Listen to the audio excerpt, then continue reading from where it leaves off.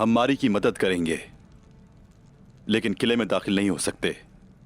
उसे अगवा करेंगे। जनाब, बात तो ठीक है आपकी, लेकिन अगर ये जाल हुआ तो? मारी ने मुझ पर भरोसा किया है। जब उसने दरख्वास्त की है तो मदद ना करना मुनासिब नहीं। अपनी तैयारियां करें और सिपाहियों को तैयार करें और जाकर कॉर्नेलिया को इत्ला दें। कल इनागुल रास्ते पर मारी को अगवा कर लेंगे। जो हुक्म जनाब।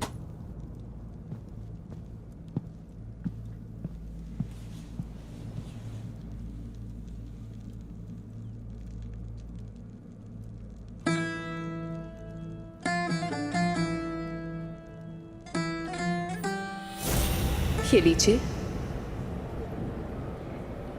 उम्मीद है ये आप जैसे सरदार के लायक होगी।